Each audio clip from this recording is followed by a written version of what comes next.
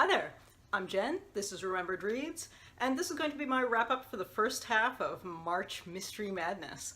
We're not halfway through March yet, but I'm going to take a break from the mysteries because Sins of Empire just came out. So since I'm taking a break from mysteries to read this, I thought I might as well do a wrap-up of the first half before I start forgetting what I was reading during the first half. The first thing I read for March Mystery Madness was The Mystery Play, which is written by Grant Morrison and illustrated by John J. Muth. The illustrations are watercolors. This is a graphic novel about a small town that's putting on a morality play. There's a murder, and mystery ensues. The illustrations are lovely, and it is a short little book, really beautiful to look at. I wasn't super blown away by the story. I didn't think it was particularly innovative. It is a bit of a standard mystery story. Very good looking book, but as mystery stories go, I don't think it was particularly exceptional. But then I followed that up by reading The Serenity Murders, which is the fourth book in the Turkish Delight mysteries. So the main character in this book is a guy who is kind of a jack of all trades. He does computer programming, he does some hacking to give himself some extra work, he owns a nightclub, and that's what he does by day, and by night he goes into his drag queen Audrey Hepburn persona and, you know, wears fancy dresses and whatnot. This is kind of a funny series in that it has the fluffiness that you would expect of a cozy mystery, but it does have stronger language and situations than I think you would expect in an actual cozy mystery, so that's sort of an interesting balance. I didn't feel like the pacing of this was great. It's a lot of fun. It's not a book to be taken seriously. It's very amusing. It's very over the top. From what I have heard, and I haven't read all of the books in this series, this is probably one of the weakest ones. And definitely what was off with this was the pacing.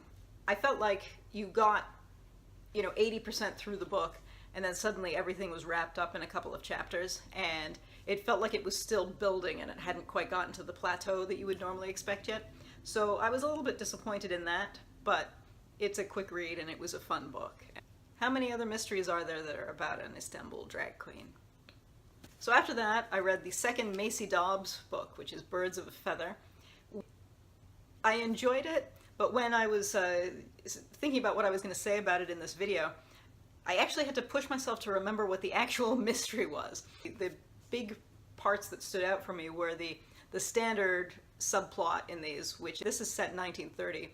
The main character had been a nurse during the First World War and is now an investigator. And her investigation partner is a man who was injured during the First World War. And I think the most memorable part was there's a subplot of his injuries are causing him, his old injuries are causing him issues. And there was that. And then there's the standard in this series where she thinks about her fiancé who was brain injured during the First World War and is living in a nursing home, and she goes to see him over the course. And so those are the two things that I found memorable, that when I thought about it, I was like, well, that's what happened in that. And I went, wait, what was the mystery? And so she's starting on a missing persons case, which turns out to be a multiple murder case. And the pacing was actually slightly off in this, in that, again, you get 3/4 of the way through and then suddenly there's the rush to get everything closed off. Not to the extent that it was in the Serenity Murders, but it was just funny to me that when I thought about what this book was about, I was definitely thinking about the stuff about the investigators and their B and C plots rather than the main plot, which, I don't know, maybe says something, but I'll read more in this series. They're entertaining books. So after that, I read another book in a series. This is a middle grade book from the American Girl series. This is A Growing Suspicion, which stars their 1914 character Rebecca, who lives in Brooklyn, as I said, 1914, and she's the daughter of Russian Jewish immigrants. And a couple of people asked if these mysteries are about the same characters that they have dolls for, and yes, this character does have a doll. In this story, she and her cousin are on school vacation and they are volunteering at a Japanese garden, and mysteries ensue. When you're looking at a book like this, part of it is the educational factor. And will a kid who's between 8 and 12 learn something from this?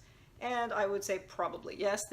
So you definitely get a feeling of New York, and in this era, they have a nice little glossary of words in Japanese, Yiddish, and Hebrew that are used in the story. They have a little historical section at the end to give the kids, additional information. As a story, it's cute enough. It does what I think a lot of middle grade mysteries do, in that a lot of the drama is based on the adults don't believe the kids. And that's fine once or twice. I think if you were giving your kid the entire set of these mysteries for all of the American Girl characters, that turns up so many times that I think even a child would start to get irritated by that. But, I mean, if you're just giving them the books based on the doll that they own, then you don't see it that much, and I think that would be fine. But for the age group, cute book. And so then I went on to another graphic novel. This is Fatale. Volume 1 is Death Chases Me by Ed Brubaker and Sean Phillips, who do a lot of sort of crime noir comics, most of which I think are really solid. It has a story within a story. There's a character who has inherited some things, and one of the things that he has inherited is, which is the sort of lost manuscript of this writer. The parallel stories are the book, which, is it fiction? Is it reality? Which is one of the mysteries in itself. So that's happening, and also early on in the story, he finds this manuscript, and a mystery woman appears. They have a conversation. They get in a car accident, and maybe they were driven off the road. He doesn't have a full memory of what happened.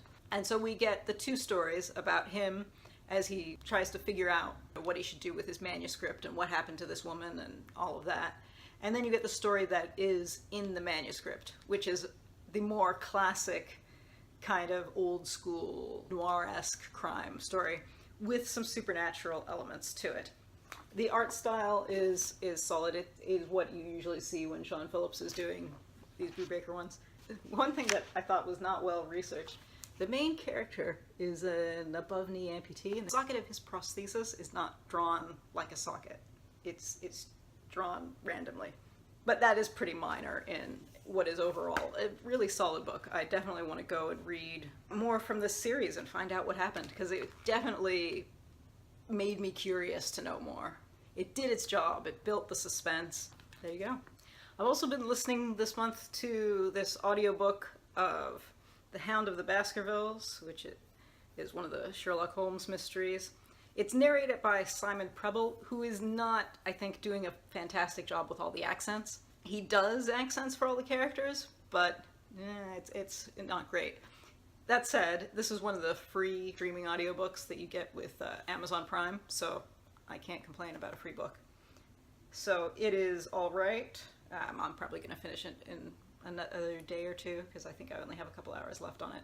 Oh, and there was one more that I started reading that I don't know if I'm going to finish, and that was Mary Rodgers Reinhold's The Circular Staircase. So I got about 15 pages into it, actually maybe more than that, and I just was not loving it. It's very humorous. It was written in 1908, so it definitely has, some interesting turns of phrase that you don't see anymore, and that was entertaining, but yeah, I just didn't find it super engaging. So I may go back to that, I may not. So I am not sure. All right, so that's 5 that were finished, and plus the audiobook, and if I finish that, we'll be up to 7. The bonus challenge for March Mystery Madness was to read 8, so that'll be 7, so maybe I'll sneak something else in at the end of the month. We'll see. So that's where we are now. Yeah, so if you're doing March Mystery Madness, how are you doing? What have you read? That's it for now. Ciao.